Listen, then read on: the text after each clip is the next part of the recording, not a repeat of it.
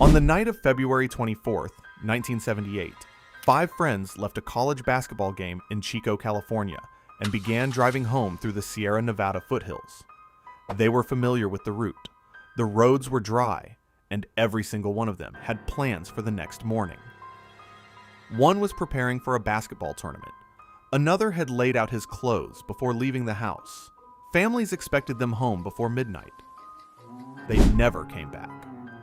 4 days later, a forest ranger discovered their car abandoned high in the mountains near an isolated logging road outside the tiny community of Oroville. The vehicle wasn't crashed, it wasn't buried in snow, and it still had enough fuel to drive back down the mountain. The men had somehow traveled nearly 70 miles away from the direction they were supposed to be going. What happened next would become one of the strangest missing person cases in American history.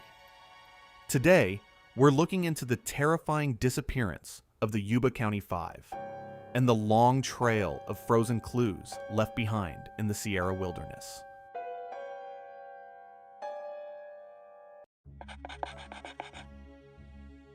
The five men were all from Yuba City, California. Their names were Jack Madruga, Bill Sterling, Ted Wire, Gary Mathias, and Jackie Hewitt.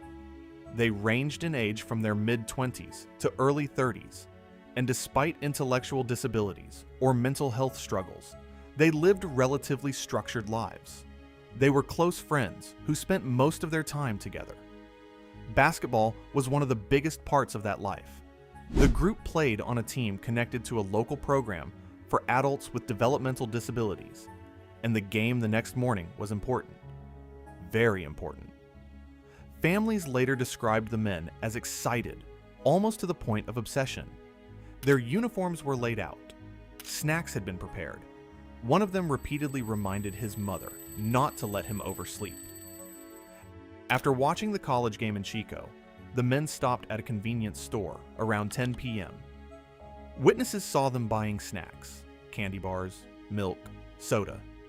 Nothing seemed unusual. Then they got into Jack Madruga's turquoise Mercury Montego and disappeared into the night. The route back to Yuba City should have taken less than an hour. Instead, sometime after midnight, the car began climbing into the mountains. The road leading toward the Plumas National Forest was isolated, winding, and dangerous at night. It made no logical sense for the group to be there. None of the men were known to camp or hike in the snow-covered wilderness, and the higher they drove, the colder the conditions became. Then, for reasons still unknown, the car stopped. Investigators later found it sitting on a narrow mountain road near snowbanks. The keys were missing, but the vehicle itself was perfectly functional. One deputy even started the engine with little difficulty. There was no visible damage. It looked less like a breakdown and more like the men had simply decided to abandon it. But abandoning the car may have been the decision that sealed their fate.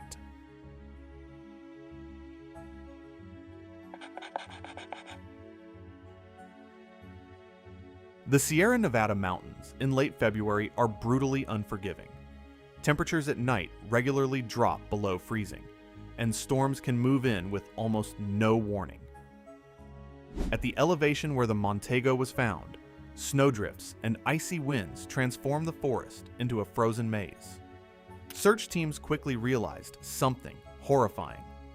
The men had left the safety of the car and walked deeper into the wilderness.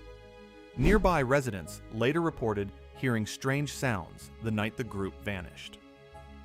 One man named Joseph Shones claimed he suffered a heart attack after his own car became stuck on the mountain road. While lying inside his vehicle during the night, he said he saw headlights behind him and heard voices, including what sounded like a woman holding a baby. Then, the lights vanished.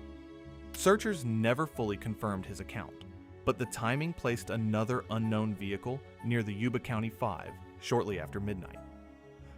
For weeks, helicopters scanned the mountains while volunteers combed through dense forest and snow-covered ravines. Conditions were so harsh that even trained rescuers struggled to move through parts of the terrain.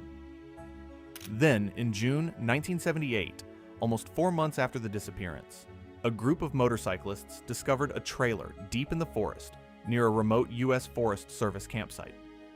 Inside was the body of Ted Wire. The scene investigators walked into was deeply disturbing. Ted was lying in bed, wrapped tightly in sheets. His beard had grown long. Severe frostbite had destroyed several of his feet's toes. An autopsy later revealed he had survived for weeks after entering the trailer, slowly starving to death in the freezing wilderness. And surrounding him was enough food to keep multiple people alive. The trailer contained military rations, canned food, matches, blankets, heavy clothing, and heating supplies. But most of it had never been touched. The propane tank connected to the trailer remained unused. Whoever reached the trailer had somehow survived the deadly journey through the snow, only to die surrounded by supplies that could have saved them.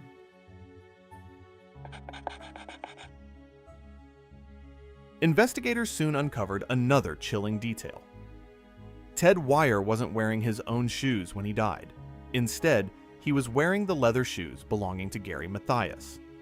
Gary was the most mysterious member of the group. A former Army serviceman diagnosed with schizophrenia, he had a history of violent episodes years earlier, but according to family and doctors, medication had stabilized him. By 1978, he was functioning well and had become close friends with the other men. But after the disappearance, Gary Mathias became the only member of the Yuba County Five whose body was never conclusively found. Searchers eventually located remains belonging to Jack Madruga and Bill Sterling miles away from the trailer, partially consumed by animals and scattered through the forest. Jackie Hewitt's backbone was discovered near the route between the abandoned car and the trailer, but Gary seemed to vanish into the mountains. The shoe exchange created endless theories. Some investigators believed Gary may have survived longer than the others, and given his shoes to Ted after Ted's own footwear became damaged by frostbite. Others wondered if Gary had entered a psychotic episode and led the group into the wilderness in the first place. But there was a major problem with that theory. Friends and family insisted Gary knew the mountains well enough to understand how dangerous the conditions were. And even if panic or confusion played a role initially, why continue deeper into the forest after abandoning a working car? The trailer itself was located nearly 20 miles from where the Montego had been abandoned. That means the group walked for hours through freezing darkness, deep snow, and mountain terrain, despite having opportunities to turn back. One path led safely downhill. The other led into isolation. For reasons no one has ever understood, they chose isolation.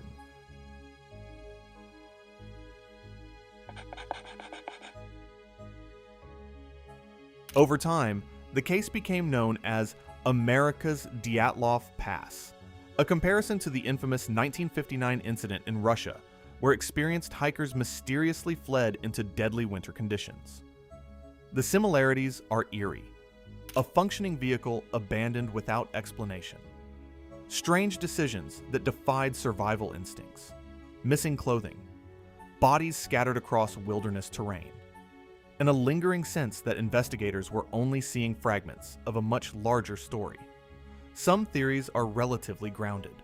Perhaps the men became lost after taking a wrong turn and panicked once snow blocked the road.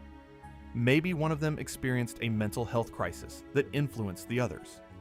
Maybe they believed they were heading towards civilization and unknowingly moved farther into danger.